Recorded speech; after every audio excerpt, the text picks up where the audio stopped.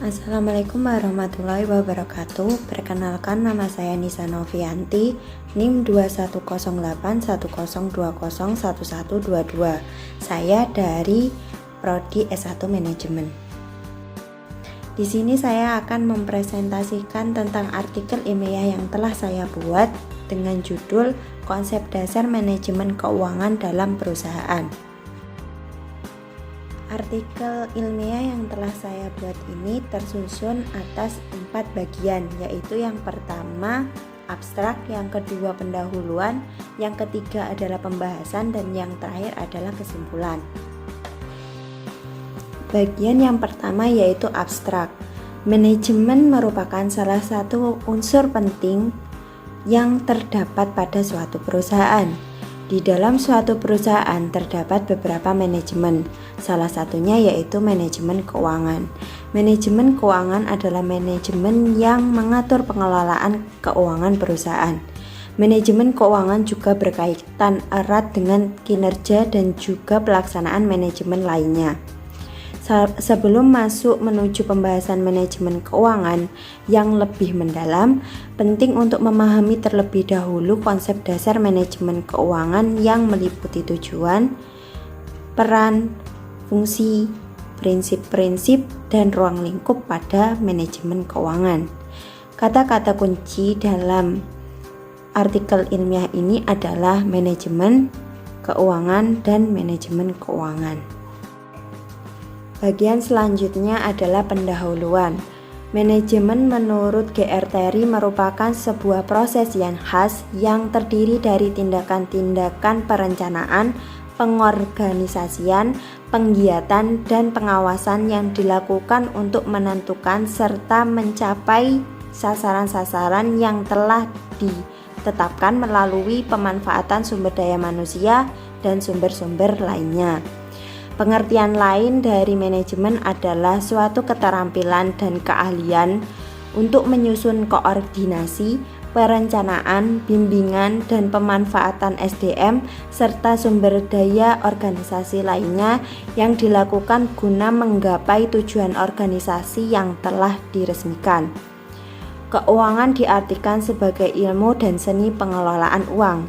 Keuangan juga dikenal sebagai pemberian kas ketika diperlukan. Fungsi keuangan yaitu menghimpun harta serta menggunakannya secara efektif dalam badan usaha. Konsep keuangan meliputi dana, uang, modal, harta, dan jumlah. Perusahaan adalah unit kegiatan produksi yang mengolah sumber daya ekonomi untuk menyediakan barang dan jasa bagi masyarakat dengan tujuan memperoleh keuntungan dan memuaskan kebutuhan masyarakat. Ini adalah pengertian perusahaan menurut Murti Sumarni tahun 1997. Jadi manajemen keuangan ialah pemanfaatan prinsip manajemen umum meliputi perencanaan, pengarahan, pengorganisasian, dan pengendalian pada sumber keuangan perusahaan baik berupa aset maupun uang. Manajemen keuangan sendiri dipegang dan dijalankan oleh manajer keuangan. Manajer keuangan yang bertanggung jawab untuk mengambil keputusan serta menyelesaikan masalah tentang keuangan sebuah perusahaan. Manajemen keuangan tidak hanya dibutuhkan oleh pihak-pihak yang peran dan aktivitasnya berkaitan langsung dengan pengelolaan keuangan perusahaan, tetapi juga dibutuhkan bagi pihak-pihak yang kegiatan atau tugasnya berkaitan secara tidak langsung dengan masalah keuangan, seperti manajer pemasaran, manajer sumber daya manusia, manajer produksi, dan manajer lainnya. Ini bisa terjadi meninjau dari tugas manajemen dalam perusahaan adalah untuk memberi dukungan dana maupun sebagai penghasil dana. Oleh karena itu, sangat penting bagi manajer lainnya mempelajari tentang manajemen keuangan demi keberlangsungan kinerja perusahaan yang efektif dan efisien. Tulisan ini dibuat untuk membantu memperkenalkan manajemen keuangan, khususnya konsep dasar manajemen keuangan pada masyarakat secara umum, mahasiswa manajemen yang belum menentukan konsentrasi, dan orang yang bekerja pada manajemen lainnya. Bagian selanjutnya yaitu pembahasan. Sebab yang pertama yaitu tujuan manajemen keuangan. Menurut buku Dasar-Dasar Manajemen Keuangan oleh Suryanto dan kawan-kawan tahun 2021 halaman 4-5 disebutkan bahwa tujuan utama manajemen keuangan yaitu memaksimalkan nilai perusahaan atau meningkatkan nilai terhadap aset yang dikuasai pemegang saham. Tujuan utama tersebut telah mengalami perincian tujuan manajemen keuangan antara lain. Yang pertama yaitu memaksimalkan keuntungan. Jika seorang manajer keuangan menentukan keputusan yang benar dan mampu menggunakan keuangan perusahaan dengan cermat dan efisien, maka akan membawa keuntungan maksimal bagi perusahaan bahkan pada jangka waktu yang panjang. Yang kedua yaitu menjaga arus kas atau cash flow. Arus kas perusahaan digunakan untuk membayar kebutuhan perusahaan, yaitu pembayaran sewa, pembelian bahan baku, pembelian mesin, dan lain-lain. Maka dari itu, arus kas suatu perusahaan harus disesuaikan dan dijaga karena saat arus kas baik dapat meningkatkan keberhasilan perusahaan. Yang ketiga yaitu mempersiapkan struktur modal. Pemutusan perbandingan antara keuangan yang dimiliki dan keuangan yang dipinjam agar seimbang adalah tugas dari manajer keuangan. Yang keempat yaitu pemanfaatan keuangan yang tepat. Manajer keuangan dituntut untuk dapat memanfaatkan keuangan perusahaan dengan optimum, serta perusahaan wajib menghindari investasi pada kontrak pekerjaan atau kerjasama yang tidak membawa keuntungan bagi perusahaan. Yang kelima yaitu memaksimalkan kekayaan. Nilai pasar saham berkaitan langsung pada kinerja perusahaan. Oleh karena itu, manajemen keuangan harus berupaya untuk memberikan dividen maksimum atas pemegang saham sebagai usaha peningkatan nilai pasar saham. Yang keenam yaitu meningkatkan efisiensi. Efisiensi seluruh perusahaan dapat dicapai dengan adanya distribusi keuangan yang baik kepada semua aspek perusahaan. Maka ini adalah tugas bagi manajemen keuangan untuk melakukan pendistribusian keuangan yang tepat demi tercapainya efisiensi perusahaan. Yang ketujuh yaitu kelangsungan hidup perusahaan. Seorang manajer keuangan perlu berhati-hati dalam mengambil suatu keputusan karena berkaitan dengan kelangsungan hidup perusahaan. Apabila keputusan yang diambil salah, maka bisa mengakibatkan perusahaan merugi bahkan bangkrut. Yang kedelapan yaitu mengurangi risiko operasional. Banyak risiko ketidakpastian akan suatu bidang usaha. Untuk itu, seorang manajer keuangan hendaknya dapat melakukan langkah yang akurat untuk menurunkan risiko tersebut, terutama risiko operasional. Yang kesembilan yaitu mengurangi biaya modal. Manajer keuangan membuat perencanaan struktur modal sedemikian rupa untuk dapat meminimalkan biaya modal. Subbab yang kedua yaitu peran manajer keuangan. Manajemen keuangan adalah bidang yang bertanggung jawab atas dana perusahaan dan juga penggunaannya. Sedangkan manajer keuangan adalah orang yang bertanggung jawab dalam pengawasan penggunaan dana telah efektif dan efisien. Peran dari seorang manajer keuangan antara lain yang pertama yaitu pengumpulan dana. Pengumpulan dana untuk perusahaan didapatkan melalui modal dan hutang. Tugas seorang manajer keuangan adalah untuk mengatur rasio dari modal dan hutang tersebut agar menjadi seimbang. Yang kedua yaitu alokasi dana. Pengalokasian dana harus dilakukan agar dana dapat digunakan secara optimal. Dalam alokasi dana terdapat beberapa hal yang harus diperhatikan, yaitu cara pengumpulan dana, jenis aset, dan ukuran perusahaan, serta kemampuan pertumbuhan perusahaan. Yang ketiga yaitu perencanaan laba.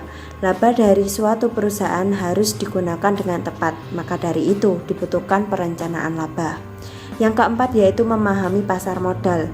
Untuk menghadapi risiko dalam perdagangan saham dan surat berharga lainnya, suatu perusahaan membutuhkan manajer keuangan yang dapat memahami dan juga menghitung risiko tersebut. Subbab yang ketiga yaitu fungsi manajemen keuangan. Yang pertama yaitu perencanaan keuangan atau planning. Manajemen keuangan adalah bidang yang menangani perencanaan arus kas dan juga rugi laba perusahaan. Yang kedua yaitu anggaran atau budgeting. Manajemen keuangan membuat rencana penerimaan serta pengeluaran biaya secara tepat dan juga mengintensifkan kegunaan dana yang dipunyai. Yang ketiga yaitu pengendalian keuangan atau controlling. Pengadaan, pemeriksaan, dan penyempurnaan pada keuangan juga sistem keuangan perusahaan. Yang keempat yaitu pemeriksaan keuangan atau auditing. Untuk mencegah terjadinya penyimpangan, maka penting bagi manajemen keuangan melaksanakan audit internal pada keuangan perusahaan, disesuaikan dengan kaidah standar akuntansi. Yang kelima yaitu pelaporan keuangan atau reporting. Manajemen keuangan harus menyiapkan dan menyusun laporan informasi tentang kondisi keuangan perusahaan beserta analisis rasio laporan keuangan. Subbab yang keempat yaitu prinsip-prinsip keuangan. Menurut pendapat Sudana tahun 2011 pada buku Dasar-Dasar Manajemen Keuangan oleh Purnamasari dan Juniardi tahun 2021 halaman ketiga, prinsip-prinsip keuangan terdiri dari pendapat-pendapat yang fundamental yang membentuk dasar untuk teori keuangan dan pembuatan keputusan mengenai keuangan. Yang pertama yaitu self-interest behavior. Poinnya yaitu orang akan memilih tindakan yang akan melimpahkan keuntungan dalam segi keuangan yang tertinggi bagi diri sendiri. Yang kedua yaitu risk aversion. Orang akan memilih sebuah alternatif yang dapat memberikan profit yang terbanyak namun memiliki risiko yang terkecil. Yang ketiga yaitu diversification.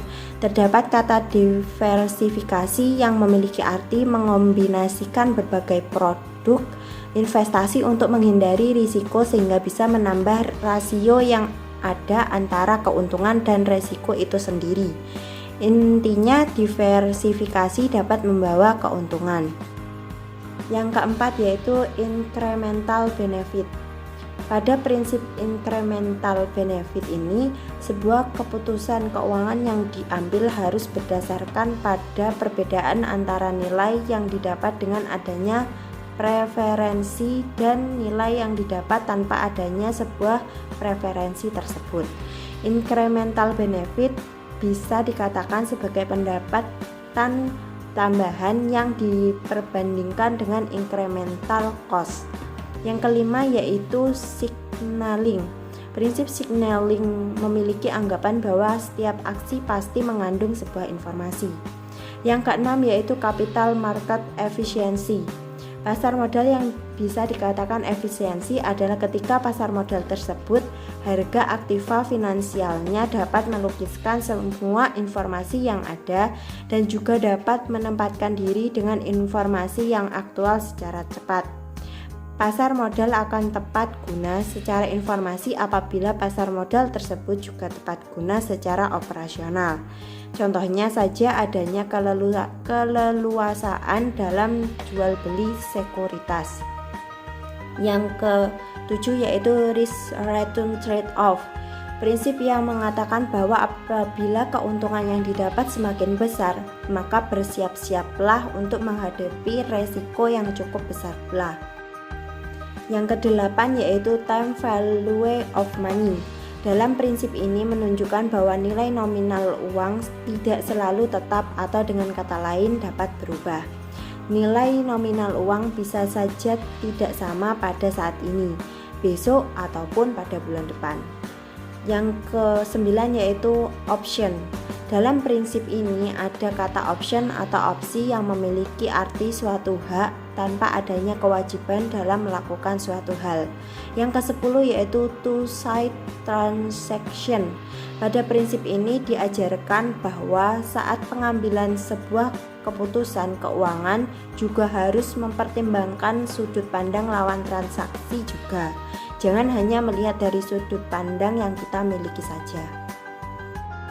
Subbab yang kelima yaitu prinsip-prinsip manajemen keuangan. Yang pertama yaitu konsistensi. Dalam manajemen keuangan sangat diperlukan sifat konsisten. Konsisten dapat digunakan saat membuat laporan dari periode ke periode selanjutnya. Prinsip konsisten ini harus selalu dipegang oleh manajemen keuangan karena di saat adanya perubahan yang terjadi menyebabkan perubahan pada sistem manajemen keuangan baik dalam segi perangkat lunaknya ataupun dari segi operatornya. Dasar dari manajemen tidak boleh berubah sama sekali. Sikap inkonsisten akan membawa dampak buruk bagi perusahaan, yaitu dapat membuat kerugian dalam perusahaan tersebut. Yang kedua yaitu akuntabilitas. Akuntabilitas merupakan bentuk tanggung jawab seorang manajer keuangan sebagai seseorang yang berperan mengelola keuangan agar dapat melaporkan dana yang dimiliki berasal dari mana saja. Dana tersebut dipergunakan untuk apa saja, serta mengambil keputusan yang berhubungan dengan dana tersebut. Yang ketiga yaitu transparansi. Dalam manajemen keuangan diharapkan untuk selalu transparan atau terbuka secara menyeluruh. Hal ini dirasa cukup penting karena dalam sebuah perusahaan banyak pihak-pihak yang memiliki kepentingan baik dalam perusahaan maupun dari luar perusahaan tersebut. Manajer keuangan sebagai pihak yang bertanggung jawab mengenai keuangan diharapkan untuk selalu memegang prinsip ini dalam pekerjaannya. Dan transparansi mengenai informasi keuangan memiliki manfaat untuk perusahaan, diantaranya yaitu dapat meningkatkan nilai perusahaan dikarenakan pihak luar akan dapat dengan mudah mengetahui keadaan perusahaan secara pasti mengenai keuangannya. Terhindar dari kecurigaan adanya tindak korupsi ataupun pelanggaran lainnya, dan dapat menjaga kepercayaan dari pihak-pihak yang berkepentingan dalam perusahaan tersebut. Yang keempat yaitu kelangsungan hidup. Prinsip kelangsungan hidup ini dapat dikatakan merupakan sebuah prinsip yang berguna untuk mengukur kemampuan sebuah perusahaan yang berjalan dengan menggunakan dana yang telah diterima. Seorang manajer keuangan sangat penting untuk dapat menerapkan prinsip ini agar dapat menjaga perusahaan tetap bertahan di tengah persaingan yang ada. Yang kelima yaitu integritas. Integritas merupakan kemampuan yang baik namun tidak mudah terbentuk. Integritas dapat terbentuk dari pengalaman, lingkungan yang ada di sekitar kita, dan juga dari proses yang kita lalui secara berulang. Integritas memiliki arti yaitu bertindak secara konsisten antara apa yang kita bicarakan dengan apa yang kita buat atau kerjakan. Diharapkan setiap orang yang ada dalam tim manajemen keuangan memiliki integritas sehingga kinerja setiap timnya dapat saling melengkapi dalam menjalankan tugasnya dalam manajemen keuangan, mulai dari mencari dana, pengelolaan dana, sampai pada pelaporan penggunaan dana. Yang keenam yaitu pengelolaan. Sebuah perusahaan memiliki dasar yaitu mengelola dana perusahaan setepat mungkin agar dapat menjaga keberlangsungan hidup perusahaan dan pihak-pihak yang bersangkutan dengan perusahaan tersebut. Seorang manajer keuangan sebagai pengelola yang baik maka harus bisa melaksanakan setiap rencana atau strategi yang sudah dibuat secara tepat, dapat mengidentifikasi risiko yang ada dengan baik, serta dapat mengendalikan sistem keuangan perusahaan sesuai dengan keadaan sekarang ini. Yang terakhir yaitu standar akuntansi. Kemampuan manajer keuangan dapat dilihat dari laporan keuangannya, karena laporan keuangan adalah salah satu alat yang dapat dipakai untuk memperkirakan kinerja seorang manajer keuangan. Dalam setiap perusahaan memiliki laporan keuangan yang sedikit berbeda.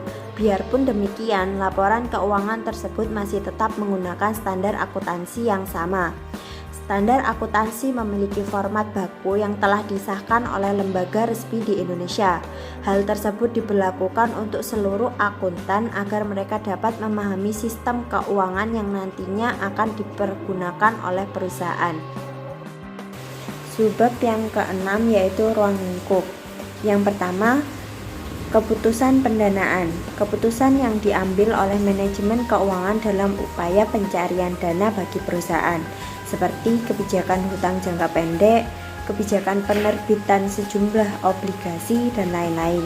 Yang kedua yaitu keputusan investasi.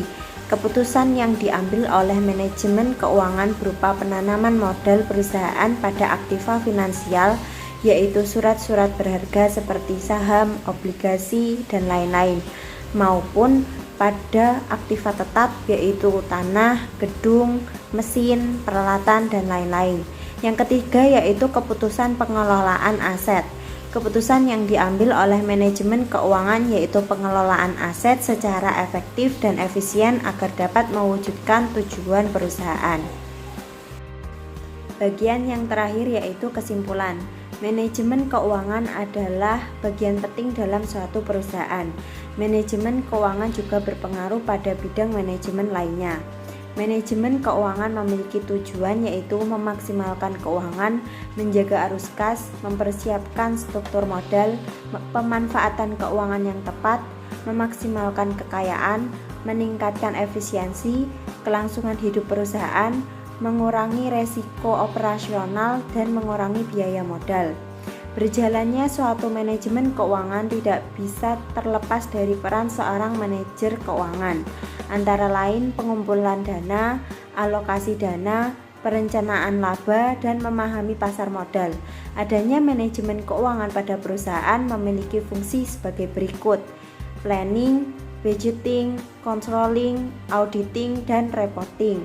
Ruang lingkup yang menjadi tanggung jawab manajemen keuangan adalah keputusan pendanaan, keputusan investasi, serta keputusan pengelolaan dana. Sekian presentasi artikel ilmiah yang saya buat. Jika ada kesalahan saya mohon maaf. Wassalamualaikum warahmatullahi wabarakatuh.